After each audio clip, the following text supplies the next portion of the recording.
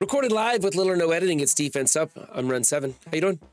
My voice is a little off today, but we're trying to get it done. SquidProQuo sent in their picks, and if you want your defense featured on Defense Up, you too can have the majesty and the grace himself gaze upon your roster if you'd like. Don't worry, most of these picks are coming from other people. Like today we had Dulom, Jgiusti, RolfKieran, and ZKG helping me out with these. So if you don't like the information I'm passing along, be sure to hunt those guys down and harass them, not me.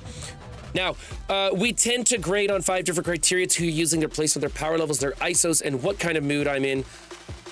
Today we've got some really solid defensive picks. We're really starting to find the baseline of what the defenses are going to look like, at least for these broken room rules. It is unfortunate that we're apparently not getting a bye week and we're just getting a crappy compensation for this, and we have to play with these broken rules that make some of these rooms just absolutely ridiculous. But it is what it is. So we're going to talk about what you can do to get into the baseline and then maybe just tweak it a little bit and take it to the next level. So in room number 1, we have the Gamma team. Basically, we're putting Gamma in 1 because we're not going to be using them on offense. And there's no better place to put them than in here. There's no reason to bother changing ISOs to strikers and raiders because everybody is getting that damage boost. And Gamma's going to die before most of them even take a turn with the way the room rules are broken. Everyone gets 200% extra damage right off the bat.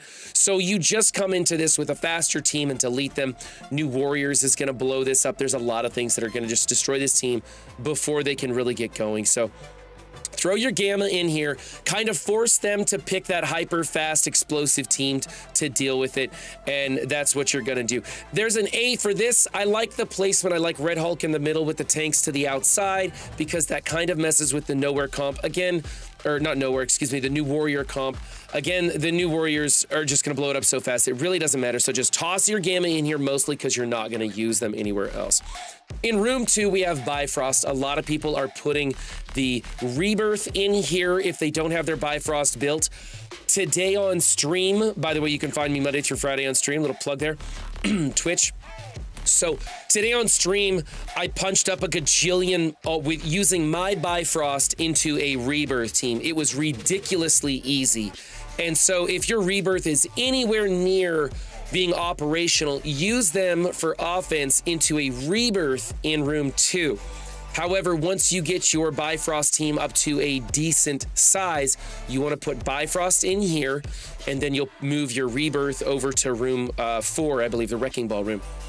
Now, we have some issues with the Bifrost team as it stands in this room. One, I prefer the reverse ISOs for Beta Ray Bill and Sylvie. I like Sylvie as a raider because she chains a lot and she can get those crits, which will add charges to Beta Ray Bill's passive. Now, his passive is kind of ineffectual, but I like getting the most for my money.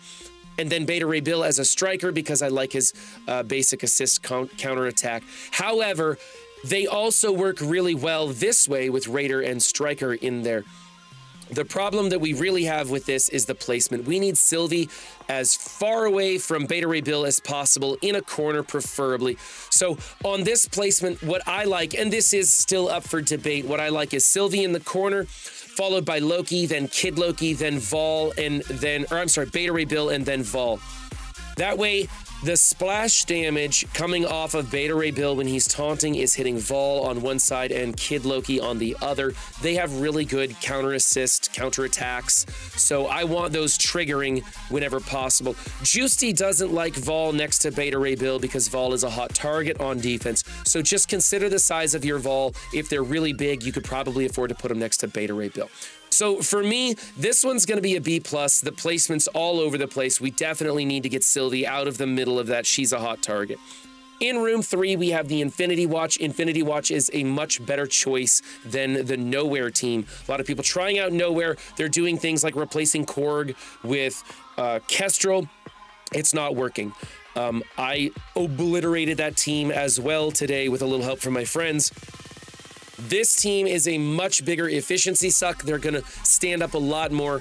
Jgiusti says that the only reason you replace Infinity Watch with Nowhere is if Nowhere is twice as big as your Infinity Watch. That's where the trade-off kind of comes into play.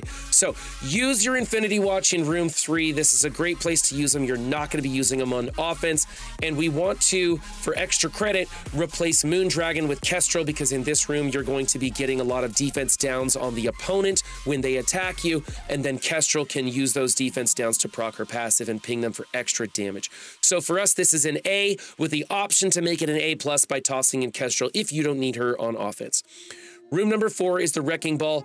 Because SquidProQuo has their Bifrost in room 2, we're able to move our Rebirth into room 4. Rebirth isn't going to be used on offense really for anything, so this is a great place for them to go. They get offense up a lot, and so they can be assisting each other. Of course, that room rule is broken. No one's assisting anyone right now, so this team is just in there because they're kind of an efficiency suck. They're pretty stubborn. Now, Death Seed will still beat this team in room 4. However, Death Seed has a lot of trouble with them when they're in room 2. The thing is that you're opening yourself up to that Bifrost counter, which just annihilates them in room 2. All right, so this looks good. I like the placement. The ISOs are fine. You could make Captain America a skirmisher or a healer or something. It really doesn't matter. He's probably nuts as a level 5 fortifier with a drain or something on him. Doesn't really matter. So I like this team. I don't think there's a better option for it, so that's a good one for 4, another A there. Moving on to room 5. This is the Unlimited X-Men straight 5-piece, and I think this is kind of a waste. Now, whether you use a hybrid of X-Men or you use straight Unlimited X-Men or straight anything, really, they're going to lose. This is a beatable room, and I do think that the X-Men tag is better than the Spider-Verse tag in here for what kind of hybrids and compositions you can put in. However, they're all gonna get beat. The thing that I like about the hybrids, though, is that it can cause people to stumble, to make mistakes, to just be less efficient because they're not used to what you're throwing in there, especially if you're using weird stuff. The 5-piece is something that we have been playing against a lot in Crucible. More people know how to deal with this than they do if you were to make a hybrid. I personally am running Phoenix, Jubilee, and Beast along with Rogue and Gambit, and I'm getting defensive victories, even though my Beast and my Phoenix are pretty small in comparison. I think they're like gear tier 14 or 15 compared to a Rogue and Gambit that look like this, and I'm still getting defensive victories with that just because people don't understand how that reflexive taunt works when you knock somebody low. So I think at any opportunity to hybridize this team, you should. This is done okay, and it's going to work well enough, I guess. But don't forget, with the broken room rules right now, you can put in somebody like Apocalypse, and he is counting as a hero mutant. Magneto is too, although I say that you should reserve Magneto for offense on the Death Seed team. But you could do a lot more with this. It's still going to lose in the end, but I think you're going to get a lot more points out of your opponent if you hybridize this team. So for me, it's a Jubilee Beast Phoenix combo. If you don't want the Phoenix, then you could leave in Phantom X for the evades, or you could leave in Dazzler for the cleanse and the ability block, or you could try something different like an Apocalypse or somebody else that's going to get a hero mutant tag. So I'm going to go ahead and give this one a B+. I think it's pretty good. I just think it could be a lot better. And finally, in room 6, we have the Darkhold with Quicksilver. Word is at the top that this team is causing a lot of problems. It's just like room 5 used to be, except you can't get energy off of those kills like you could last season. So it's really messing people up. Another thing that you could use in here is the Darkhold with Nova. You could use Darkhold with APOC, and of course you have a Darkhold 5-piece. I do think that you should be subbing in a 5th for Scarlet Witch. A huge Quicksilver like this is probably the way to go for SquidProQuo. I'm going to go ahead and give them an A for this team. I think they did as well as they possibly could with their roster. So I hope this helps you guys learning from other people and what they do. Be sure to hybridize your unlimited team if you can.